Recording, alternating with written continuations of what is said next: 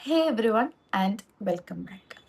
നമുക്ക് ചില കഥകള്, ചില സിനിമകള് ഒക്കെ കാണുമ്പോൾ ഇത് ഭയങ്കരമായിട്ട് വൈകി പോയല്ലോ നമ്മൾ കാണാൻ, കേൾക്കാൻ എന്നൊക്കെ തോന്നും. എന്തുകൊണ്ട് ഞാനിത് നേരത്തെ കണ്ടുപിടിച്ചില്ല? എന്തുകൊണ്ട് ഞാനിത് നേരത്തെ വായിച്ചില്ല? എന്തുകൊണ്ട് എന്നൊരു ക്വസ്റ്റ്യൻ നമ്മുടെ മനസ്സിൽ തോന്നിപ്പിക്കും. ചിലപ്പോൾ അത് അത്ര റെലവൻ്റ് ആയിരിക്കും. അതുകൊണ്ടാണല്ലോ നമുക്കങ്ങനെ ഫീൽ ചെയ്യുന്നത്.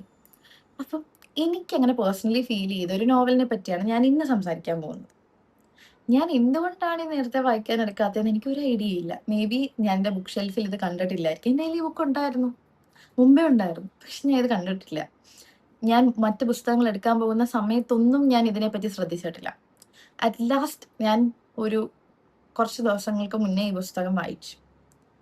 അപ്പം എൻ്റെ മനസ്സ് മുഴുവൻ റിഗ്രറ്റ് ആയിരുന്നു. എന്തുകൊണ്ട് ഞാനിത് നേരത്തെ വായിച്ചില്ല എന്നുള്ള റിഗ്രറ്റ്. ഞാൻ ഇന്ന് സംസാരിക്കാൻ പോകുന്നത് ടി.ഡി. രാമകൃഷ്ണന്റെ അന്തർ ബധിരർ മൂകർ എന്ന് പറഞ്ഞ നോവലാണ്. അപ്പം ഈ നോവലിനെ പറ്റി പറയുന്നതിന് മുമ്പ് ആദ്യം എനിക്ക് ഇതിന്റെ കവർ പേജ് വളരെയധികം ഇഷ്ടപ്പെട്ടു. അപ്പൊ ഈ ഒരു പിക്ചർ ആണെങ്കിലും ഈ ഒരു കളർ ആണെങ്കിലും പിന്നെ ഈ നെയിം ആണെങ്കിലും ഒക്കെ എനിക്ക് ഭയങ്കര ഇഷ്ടപ്പെട്ടു. അപ്പൊ ഇത് ചെയ്ത ആൾക്ക് ഒരു ഭയങ്കര അപ്രിസിയേഷൻ, ഈ കവർ പേജ് ചെയ്ത ആൾക്ക്. ബിക്കോസ് ഈ ഒരു കവർ പേജിന്റെ ഈ സിമ്പിൾ റെപ്രസെന്റ്സ് മെനി തിങ്സ് നമുക്കറിയാം. അപ്പൊ ഈ പേര് അതുപോലെ ഇത്ര റെലവെന്റ് ആയിട്ടുള്ള ഒരു പേരാണ് ഈ ഒരു നോവലിന്. ഇതിനപ്പുറം റെലവെന്റ് ആയിട്ടുള്ള ഒരു പേര് കിട്ടുമോ എന്ന് ഞാൻ വായിച്ചതിന് ശേഷമൊക്കെ ഒരുപാട് ആലോചിച്ചായിരുന്നു. അപ്പം എന്നെ അത്രയും പിടിച്ചിരുത്തിയ ആദ്യത്തെ കാര്യം ഇതിന്റെ പേര് തന്നെയാണ്. ഇനി നമുക്ക് കഥയിലേക്ക് കടക്കാം. ഈ കഥ പറഞ്ഞു വെക്കുന്നത് കശ്മീർ ജീവിതത്തെ പറ്റിയാണ്.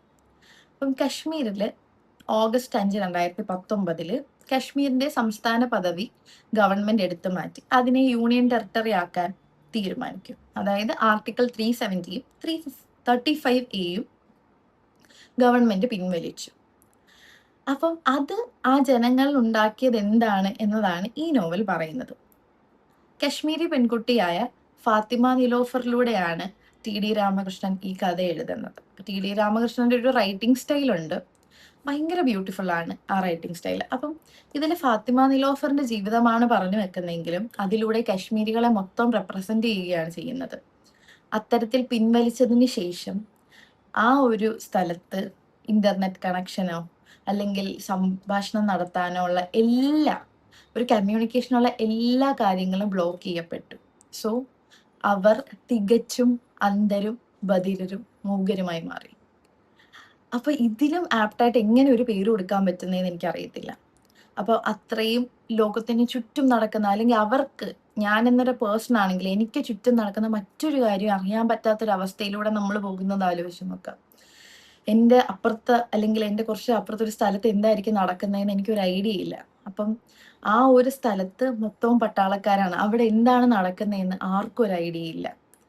അങ്ങനെ കശ്മീരിലെ ആളുകൾ ബുദ്ധിമുട്ടുകയാണ്. അപ്പൊ ഫാത്തിമയുടെ ജീവിതത്തിലൂടെ ഈ കഥ പറഞ്ഞു പോവുകയാണ്. ഫാത്തിമയുടെ ഉമ്മ, പിന്നെ 2 കുട്ടികളുമാണ് അവരുടെ വീട്ടിലുള്ളത്.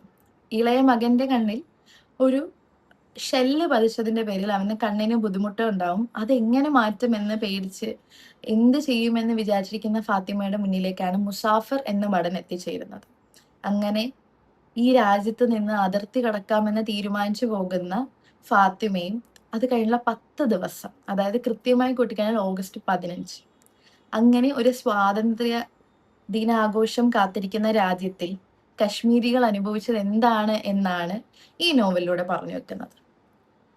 വളരെ മനോഹരമായൊരു നോവലാണ്. ഇത് വായിച്ചവർക്ക് ഇതിന്റെ ഒരു ക്വാളിറ്റി എത്രയാണെന്ന് മനസ്സിലാവും. ശരിക്കും ഇത് വായിച്ചതിന് ശേഷം എനിക്ക് ഈ പറഞ്ഞ പോലെ അയ്യോ ഞാൻ വളരെ വൈകി പോയല്ലോ ഇത് വായിക്കാനെന്ന് തോന്നിയെങ്കിലും ഇപ്പം എനിക്ക് തോന്നുന്നു ഞാനിത് ഭയങ്കര ആപ്റ്റ് ആയിട്ടുള്ള ഒരു ടൈമിലാണല്ലോ വായിച്ചതെന്ന്. മേ ബി അങ്ങനെയാണല്ലോ ലൈഫിന്റെ ഡിസിഷൻസ് ഒക്കെ വരുന്നത്. നമുക്ക് ചിലപ്പോൾ ലേറ്റായി പോകും തോന്നിയതെല്ലാം മറ്റൊരു സംഭവം നടക്കുമ്പം കുറച്ചും കൂടെ കറക്റ്റ് ടൈമിലാണ് ഇത് സംഭവിച്ചത്. ചെയിൻ ഓഫ് ഇവന്റ്സ് എന്ന് പറയുന്ന പോലെ. അപ്പൊ എനിക്ക് പേഴ്സണലി ഫീൽ ചെയ്തത് ഞാനിത് വളരെ റൈറ്റ് ആയിട്ടുള്ള ടൈമിലാണ് ചെയ്തത്. അന്ന് കശ്മീരികളെ അന്ധരും ബധിരരും മൂകരുമാക്കാൻ ശ്രമിച്ച ഗവൺമെന്റിന് മുന്നിൽ ഇന്ന് അതാവാൻ താല്പര്യപ്പെടാത്ത ഒരു കൂട്ടം യുവാക്കളെയാണ് നമ്മൾ ഡൽഹിയിൽ കണ്ടുകൊണ്ടിരിക്കുന്നത്. അവിടെ ഒരു പ്രൊട്ടസ്റ്റ് നടന്നുകൊണ്ടിരിക്കെ ഇതുപോലെ ഇന്റർനെറ്റ് കണക്ഷൻ കട്ട് ചെയ്യുക, അല്ലെങ്കിൽ അവരുടെ കമ്മ്യൂണിക്കേഷൻസ് മൊത്തം നിർത്തുക, ഇത്തരത്തിലുള്ള ആക്ട് ചെയ്യുന്ന ഒരു ഗവൺമെന്റ്. ഞാൻ അതിനെ എങ്ങനെയാ കാണുന്നതെന്ന് വെച്ച് കഴിഞ്ഞാൽ ഈ പ്രൊട്ടസ്റ്റിന്റെ കൂടെ നിന്നുകൊണ്ട് തന്നെയാണ് നമ്മൾ കാണുന്നത്. നമുക്ക് എത്തിപ്പെടാൻ പറ്റാത്തപ്പം നമുക്ക് എങ്ങനെയാണോ എത്തിപ്പെടാൻ പറ്റുന്നത് ആ രീതിയിൽ നമുക്ക് സപ്പോർട്ട് കാണിക്കാം. ആൻഡ് അങ്ങനെ ഒരുപാട് പ്രൊട്ടസ്റ്റുകൾ നടന്നാണ് ഈ രാജ്യം ഇവിടെ ഉണ്ടായത്. അപ്പം നമ്മുടെ ഒരു തലമുറ ഒരു പ്രശ്നത്തിലൂടെ കടന്നു പോകുന്നു. ആൻഡ് അതിൻ്റെ അക്കൗണ്ടബിലിറ്റി അവരെടുക്കുമോ ഇല്ലയോ എന്ന് കാണാൻ വേണ്ടിയിട്ടാണ് എല്ലാവരും ഇപ്പോൾ ഉറ്റുനോക്കിക്കൊണ്ടിരിക്കുന്നത്. അവിടെ ചെന്നവർക്കും അവിടെ നിന്ന് ആ ഒരുപാട് ബുദ്ധിമുട്ടുകൾ അനുഭവിച്ച ആ പ്രൊട്ടസ്റ്റേഴ്സിന് എല്ലാവർക്കും ഞാൻ വളരെ വലിയൊരു സോളിഡാരിറ്റി കൊടുക്കുകയാണ്.